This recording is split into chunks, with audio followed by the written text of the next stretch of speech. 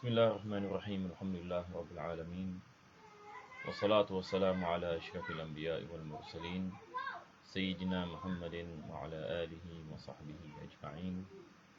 Alhamdulillah, my dear respected and viewers, we begin our lesson of the commentary of Aqeedah Sanusiyyah by praising Allah subhanahu wa ta'ala for this opportunity that we are able to continue with our lessons.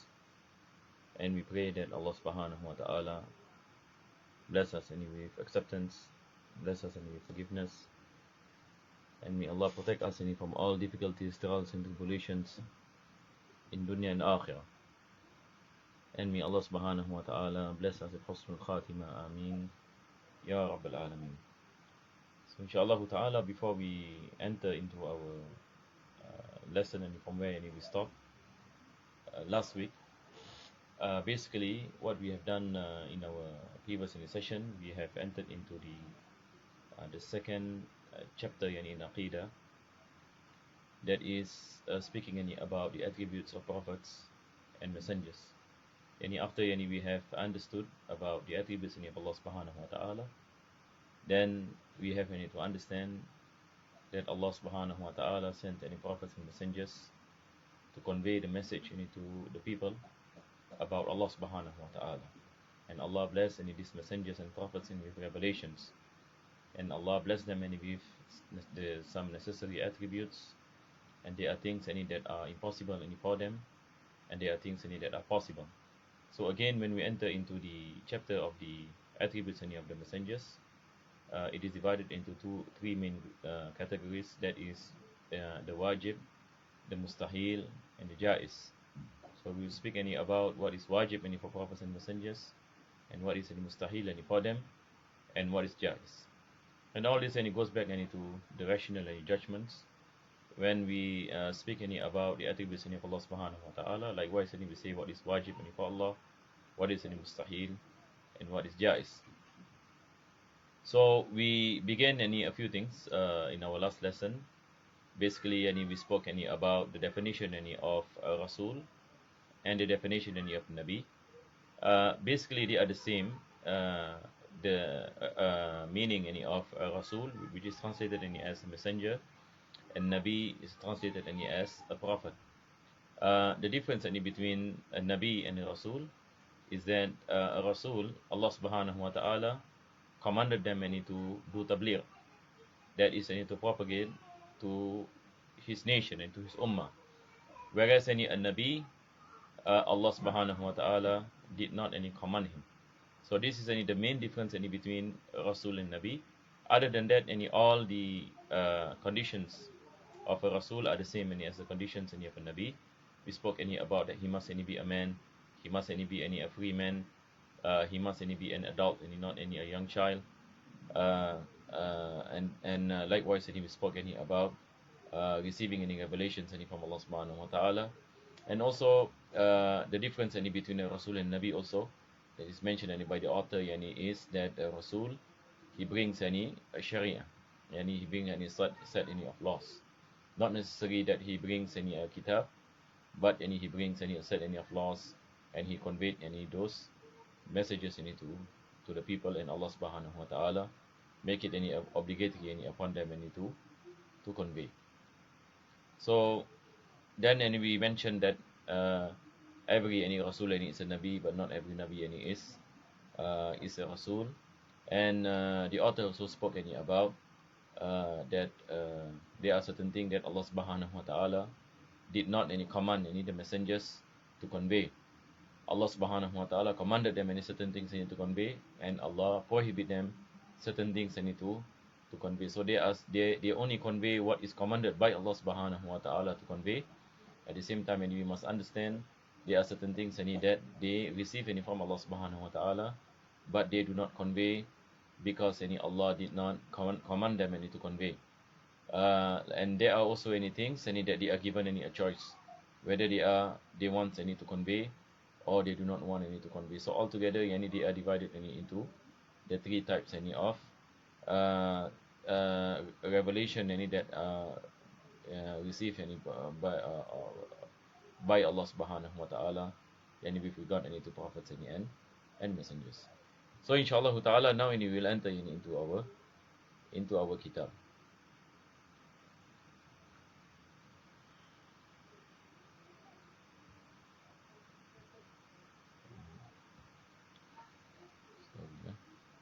Let's see.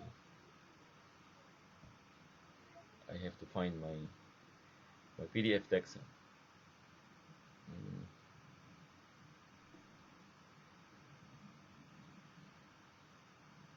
Okay, that was the previous one. Now we take a look at this. So this is what we began in our last lesson. For those of you who have the book, we have covered in page 157. Then we entered into page 158. These are some of the characteristics of prophets and messengers. And then he spoke about the three types of knowledge where the prophets and messengers have. So he mentioned messengers do not convey everything they know. This is where we stop basically in our last lesson. There are other matters that the messengers know but do not convey. However, they do convey everything that they are commanded. So this is the thing that we have to understand.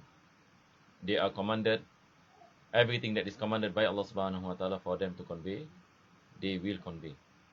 So it is impossible that they do not convey. So we will mention this again when we speak about tabligh. It's one of the attributes of prophets later on. This is because there are three categories of things that which they are ordered to convey. Number one. Number two, that which they are ordered to conceal and not to convey. What is the reason? There are certain things that they cannot convey to the people because the minds of the people are unable to digest, and this can result in serious issues. So there are certain things the prophets and messengers they do not convey, and this is part of wisdom.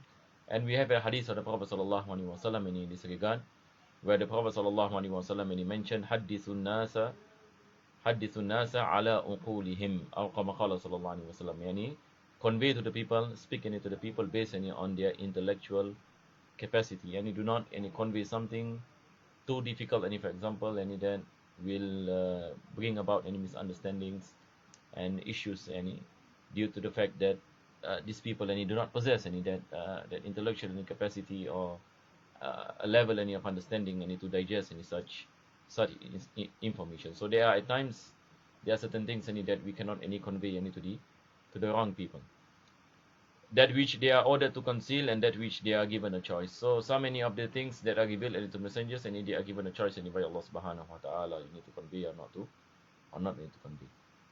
Right. Now we enter into what is necessary for the messenger. So this basically the attributes that are necessary. The attributes that are necessary, and in Arabic we call it as-sifatul wajibah. What are the necessary attributes of prophets and messengers? So many of us who have learned Aqeedah Bahiyya and books of Tawhid, and we already knew that there are four attributes. So but here the author mentioned a few things, what you call it, in explaining certain terminologies that has relation with these attributes. So he said of these truthfulness, number one is as-sidq, in their claim to messengership and what they convey from Allah subhanahu wa ta'ala. It is necessary for every prophet and messengers that they possess these characteristics of truthfulness, that they are truthful in everything that they do, in everything that they speak, in everything that they convey. Everything is based on the truth. The meaning of truthfulness, the definition, what's the meaning of truthfulness?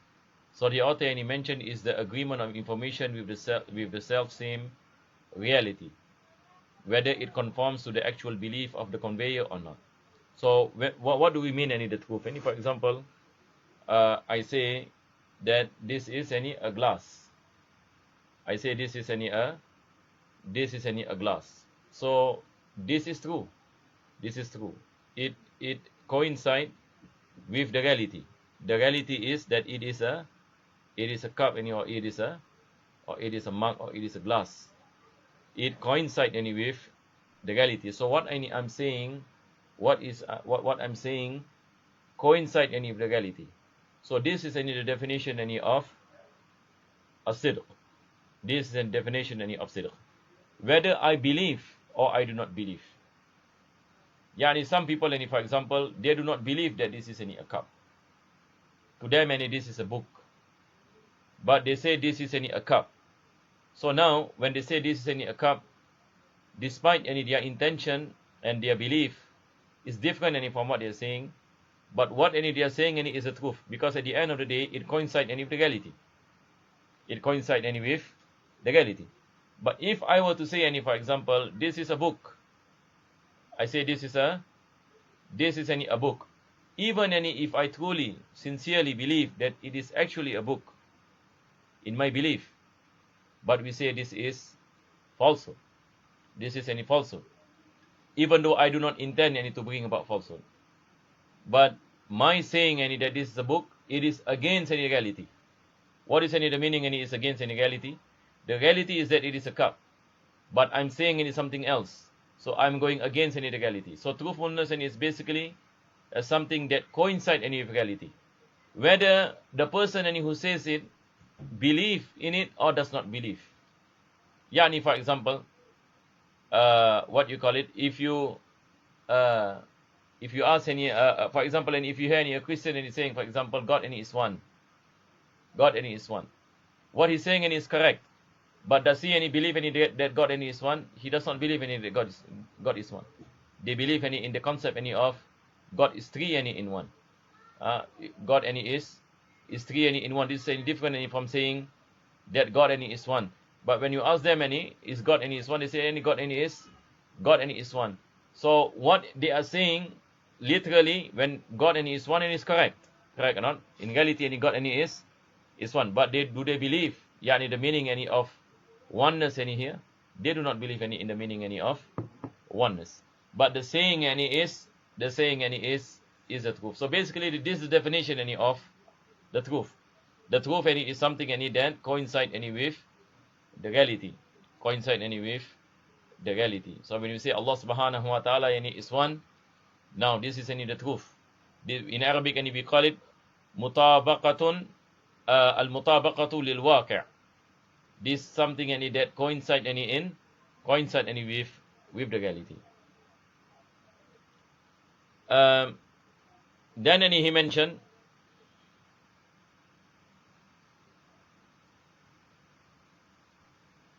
the meaning of truthfulness is an agreement of information. Agreement here meaning any it coincides, and it agrees any with the reality. We have the same reality, whether it conforms to the actual belief, and whether the person, the conveyor, whether he believe in it or he does not believe in it. We do not any take into consideration about what you believe, but we take into consideration about what is being said, about what is mentioned, whether it coincides any with the reality any or it does not coincide any with the reality. This is the meaning any of truthfulness. Another necessary quality is faithfulness, amana. So number one, all prophets and messengers possess the necessary attribute of as-sidq. Number two is al-amana.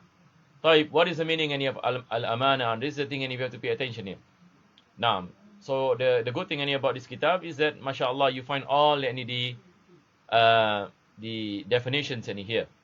You find all the definitions here, and you make it easy for you to refer to and to memorize, inshallah. So he said that this means that they, alayhimussalatu wassalam, safeguard their outward bodies and inward selves from falling into that which is either unlawful or detested.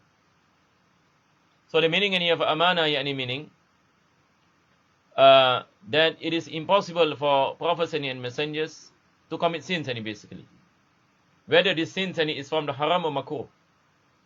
Whether the sins is from the haram and clearly it is something that is prohibited, or it is any makruh. So there is a difference between haram and makruh in the Sharia. When we say any haram, it is any prohibited and based on firm evidence. But when you say any makruh, it is prohibited with a prohibition that is not that is not emphasized. So this is the meaning of makruh. For prophets and messengers, and it is impossible for them to perform the haram, yani the prohibited things, like zina, or drinking any liquor, or looking any aura of woman, and so on and so forth. Yani anything that is haram. Backbiting, for example, it is impossible for prophets and messengers. They are protected from Allah. They are ma'sumun. Ma'sumun yani meaning mahfuzun. They are protected from Allah subhanahu wa ta'ala from committing any sins. And even they are protected from Allah by committing the makruh, the offensive things. So this is basically the meaning of amana. So the meaning of amana is that they are protected. They are protected from committing any sin. Now, this is characteristic the attribute number 2. Number 3, he said another necessary quality is conveyance. As what we mentioned earlier, they possess this attribute of conveying the message to the people. So he said this is conveyance of what they were ordered to convey. Yani, if Allah subhanahu wa ta'ala commanded them to convey certain things, they will perform that command, and it is impossible that they do not convey. And further, both intelligence and sagacity are necessary qualities. And in number 4, all prophets and messengers, they possess fatana. And the meaning fatana is intelligence. And it is impossible that prophets and messengers are slow, meaning possess a low IQ. And for example, this is impossible. And all this, the rational proofs behind it, inshallah, we will mention in another section. As usual, the author of Sanusiyyah, he after he speaks about the Aqeedah, he speaks about the rational proofs. This is the beauty of Aqeedah Sanusiyyah. So basically, what is important now, we must understand the definitions of all the necessary attributes of prophets and messengers. So there are 4. Number 1 is sidq, all of them possess truthfulness, that it is impossible for them to lie. Number 2, they possess amana, that they do not commit any sins and things that is makruh, and they possess tabligh, that they carry out the conveyance when they are commanded by Allah to convey. And number 4, they possess a high level of intellect. And this is to debate with their people when they are questioned on the message that they convey. So now the author goes on to speak about what is impossible for the messengers, alayhimus salatu wassalam. So after we have known what is necessary for them, the 4 attributes, now we look at the impossible attributes. So basically, impossible attributes are the opposite of the necessary attributes. So he said it is impossible for them, peace and blessings be upon them, to possess the opposites of these necessary attributes. So the opposite. So we have as-sidq, the opposite is al-kadhib. It is impossible for them to lie. This is what he said in 5.2.1. So number 1, they are as follows. Number 1, lying. The meaning of lying is the non-conformity of information with the self-same reality. To say something that is against reality. For example, if I say this is a book, this is a book, this is against reality. Now this is kadhib. This is a lie. By saying something that is against reality. So basically, it is the opposite of as-sidq, the opposite of truthfulness. So truthfulness is something that coincides with the reality, whereas a lie, it is something that is against the reality, whether it conforms to the actual belief of the conveyor or not. Even if I believe that this is a book, I believe sincerely with ikhlas, sincerely, I say this is a book, but yet it is a lie. So there can be people, for example, they are sincere in their words. They do not have any intention of lying, but what they are saying is a lie. What they are saying is like, how can it be? Because what it is saying is against the reality. What they are saying is against the reality. And if, for example, if a person say the stone is my God, maybe he have any belief and sincerity and every belief he has, but this is a lie. Because why? Because this is against the reality. Reality is that God any cannot be any a stone. Laisa kamislihi shay. Nothing any is like Allah subhanahu wa ta'ala. So there are people any who believe any in something with sincerity and love, but any it is out any of kadhib, because it is against any the reality.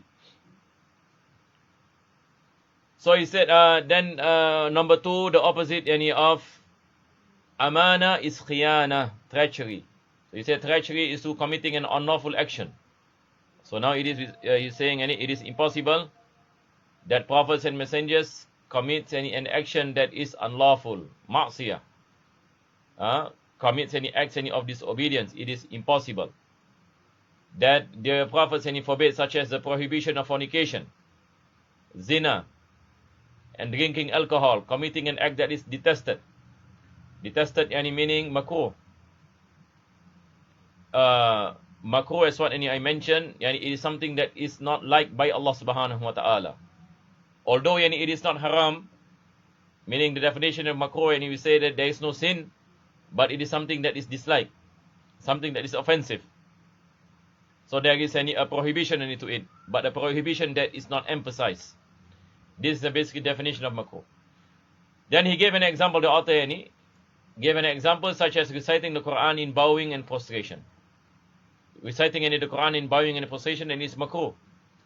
It does not makes your prayer invalid, but it is something that is not encouraged, something that is not liked. This is an example of makruh. As for them, peace and blessings be upon them, doing something detested in some instances for the sake of legislation, such an act is permissible. Okay. Now this is the thing that we have to listen carefully. Now if you look at the word, for those who have the book, you look at the word for the sake of legislation. Please underline this. For the sake of legislation. So what is the meaning? There are certain times that prophets, they do a particular thing that is outwardly makruh. Outwardly makruh. But this is to teach us that it is not haram.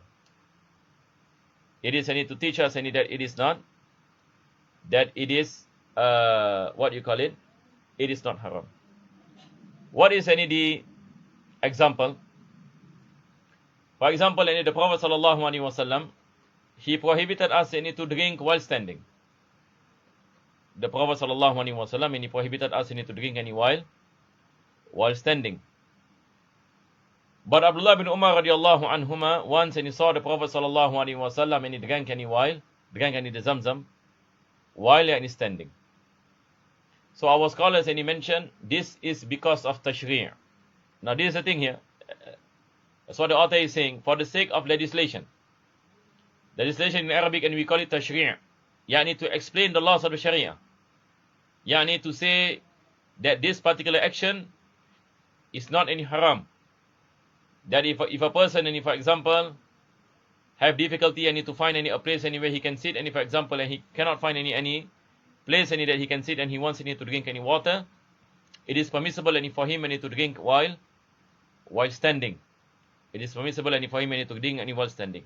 But in normal situations, it is makruh, still makruh. But in certain situations, that it is mubah, that it is permissible. So, and our scholars mentioned that if you are drinking any water and you are standing, then you should get the dua. Alhamdulillahilladhi, Allahumma salli wa sallim ala Sayyidina Muhammadin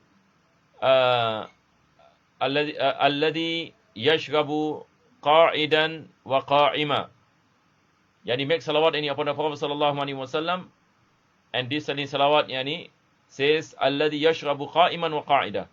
The one who drinks standing and sitting. This is in the case when you are drinking standing, when you do not have any place for you to sit down. For example, it is possible that you are, for example, in the crowd, for example, there's too much people, you cannot sit down. If you sit down, they will stampede. For example, certain situations, you are thirsty and you want to drink any water, it is permissible for you to drink while standing. So this is basically the meaning for the sake of legislation. So prophets and messengers can do certain things which outwardly it is makruh, but they do it because to explain laws any of the Sharia that in certain any situations that it is permissible any for you any to, it is permissible any for you any to do so. Such an act is permissible. So doing something that is makruh for the sake of tashri' is permissible. But doing something that is makruh not for the sake of tashri', this is impossible. Clear inshallah? I hope any of those are following inshallah. I hope any is clear inshallah. No problem. The detestable act that cannot and will not be done by them is the detestable act that is not for the sake of legislation. Now, not for the sake any of legislation. But if it is for the sake of legislation, yes, it can be done.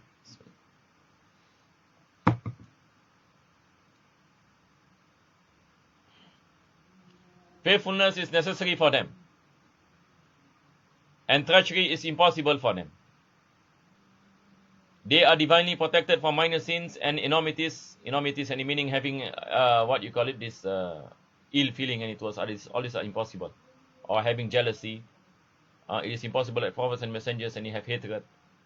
Or jealousy or arrogance. All these are diseases of the heart.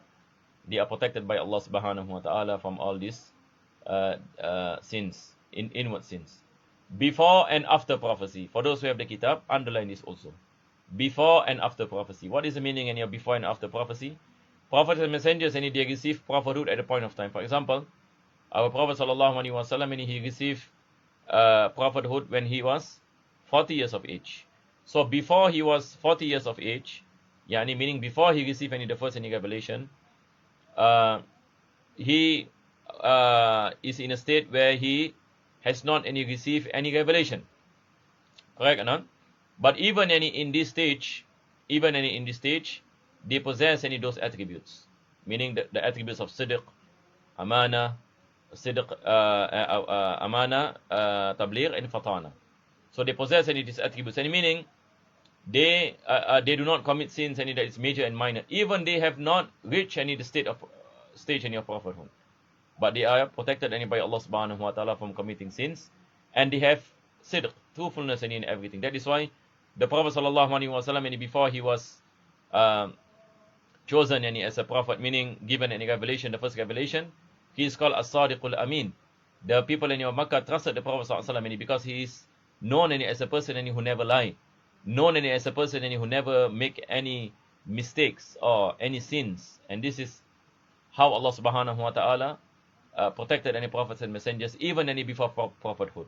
So this is what the author mentioned before and after their prophecy. And before their prophecy, meaning they have not received any revelation. Not a single unlawful or detestable act occurs from them intentionally nor unintentionally. Even it is impossible for them to do something unintentionally that is haram or that is makruh. Impossible. They are protected by Allah. So not intentionally and not also unintentionally. They are protected from Allah subhanahu wa ta'ala. There are people, for example, ask the question about Nabi Yusuf alayhi salam. If you look in the Quran, for example, Allah subhanahu wa ta'ala mentioned fahammat bihi wa hamma biha. Nabi Yusuf alayhi salam, he was seduced by Zulaykha, and then he ran away from her, and she pulled his shirt from the back. And then Allah subhanahu wa ta'ala mentioned fahammat bihi wa hamma biha. She wanted him, and he also and he wanted. Hammat bihi wa hamma biha. Hammat bihi meaning she wanted to commit this sin with Nabi Yusuf alayhi salam. But Nabi Yusuf alayhi salam, he wanted to refrain himself from it. So there are two different wills here. She wants to do it. Nabi Yusuf do not want to do it. So, but Allah subhanahu wa ta'ala used the same word. And some people, because of the same word in the Quran, they become confused. They say, hammat bihi, she wanted to do any zina or ma'siyah with Yusuf alayhi salam. And then, Nabi Yusuf alayhi salam, wa hamma biha. Wa hamma, the meaning of hamma, any meaning to want, to will something. But our scholars mentioned, the purpose what they wanted is different. Zulaykha wants to commit ma'siyah, but Yusuf alayhi salam wants to get himself out of ma'siyah. That's why he ran away. He ran away and she chased her and she pulled the shirt from his back, and after that the king and he found out that it was Zulaikha and he was what you call it, trying and to seduce Nabi Yusuf alayhi salam and all these things. So basically the moral of the story is that prophets and messengers, they are protected and from committing any ma'siyah even unintentionally. Even unintentionally. Yani it is impossible to imagine a prophet has even the intention, for example, to do any ma'siyah. This is mustahil. This is any mustahil, even though some Muslims, because of their ignorance, they thought that Nabi Yusuf alayhi salam actually also won. But he just decided not to. Now this is wrong.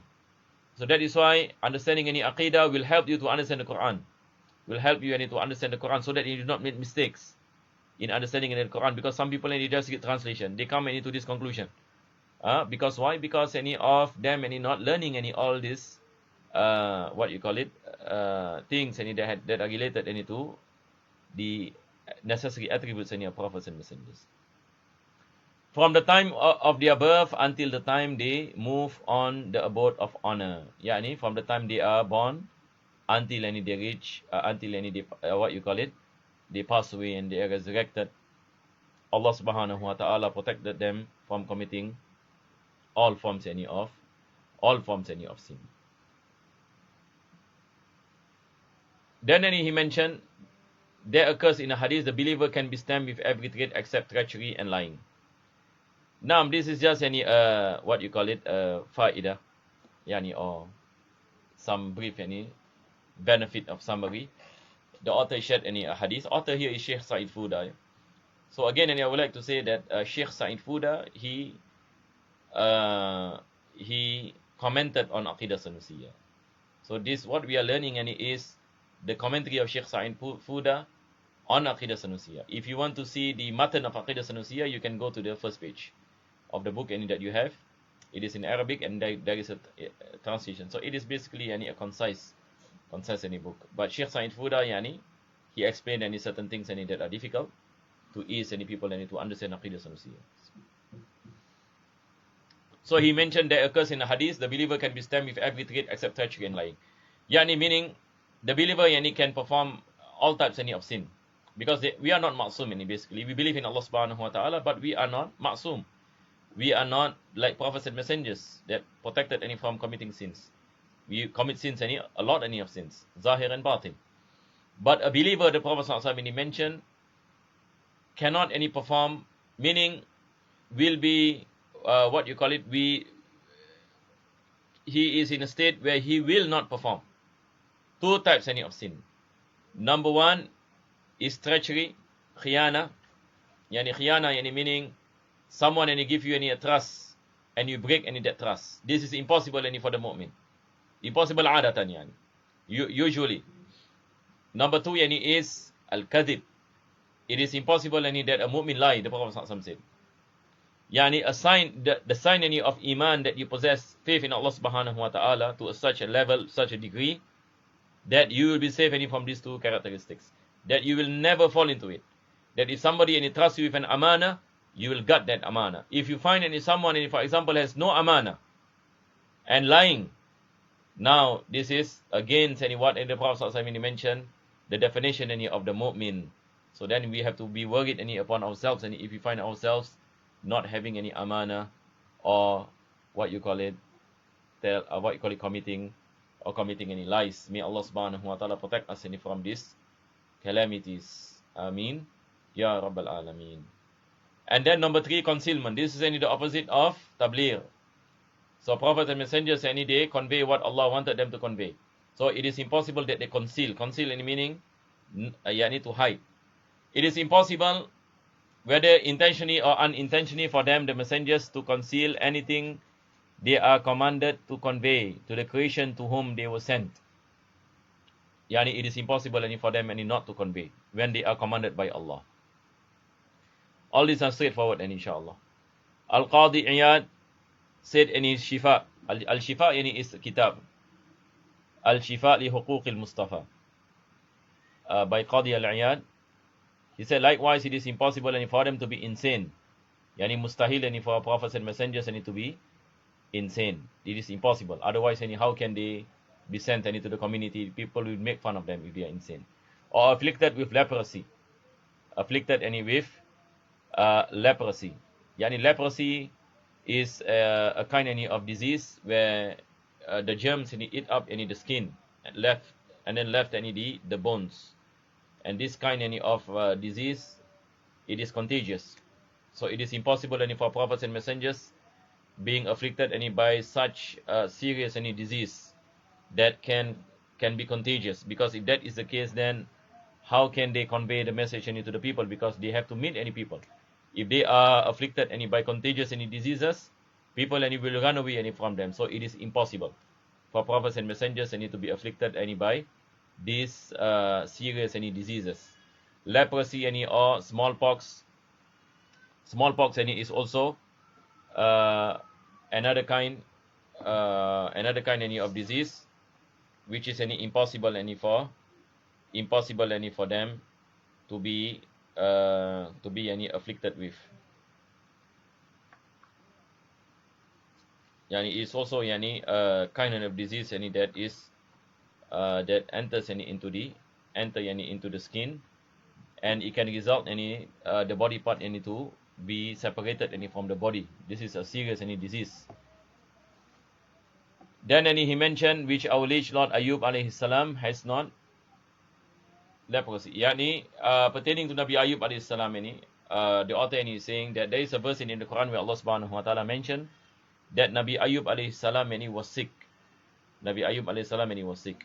And some narrations any based on Israeliyat, they mention to the extent any that worms any enter into his body, and parts any of his body any is separated any from the body, and that he has any leprosy. All these narrations any are narrations any that cannot any be narrated, cannot be depended any upon. All of these narrations are what we call it at Israeliyat. Israeliyat any basically they are narrations any that are narrations any that are made yani by some people based any on the, what any they benefited any from the narrations any of the Ahlul Kitab any which cannot be ascertained, which there is no sanad, there is no chain any of narration any on this Israeliyat, and many of them are basically mawdu'. Many of them are made of. So all this any are against any the characteristics in your prophets and messengers, the attributes in your prophet and messengers. It is impossible that prophets and messengers and being afflicted any with such diseases. And Nabi Ayub alayhi salam, and when Allah spoke about him in the Quran that he was sick, his sickness and it does not come any to an extent of leprosy or smallpox or something any that is contagious. It is any a sickness, a normal any sickness that is experienced any by normal any people. And all these things inshallah any we will speak about, and we speak about the jaiz, what is possible any for prophets and messengers. Sickness any is possible any for them. Even our Prophet sallallahu alaihi wasallam any, for example, he had fever, correct, you know? Yani he had any high fever. This is permissible any for prophets and messengers. This kind of sickness is permissible, and this is just any general any sickness. But to say that prophets and messengers yani had any such a contagious any disease that part of the body parts any removed any from the bodies, and they become insane, or they come any to a state anywhere the body is eaten up any by insects, all this any are what you call it are impossible any for prophets and messengers. So this is basically what the author any is saying. Then any he mentions stupidity and dim-wittedness, any that it is impossible that prophets and messengers stupid or low in IQ. All this any are impossible any for them. Peace and blessings any upon them all. So inshallah, in our next lesson, inshallah, we speak about the possibilities any for the messengers. What are the possible things any for the messengers? And then after that, any the author any will speak any about the barahin, the proofs any behind truthfulness, the proof any behind sidq, and so on and so forth. May Allah subhanahu wa ta'ala bless us any with tawfiq. I believe any there are no questions any. So inshallah any we will stop any for today. Sallallahu ala sayyidina Muhammadin wa ala alihi wa sahbihi wa sallam. Alhamdulillah rabbil alamin.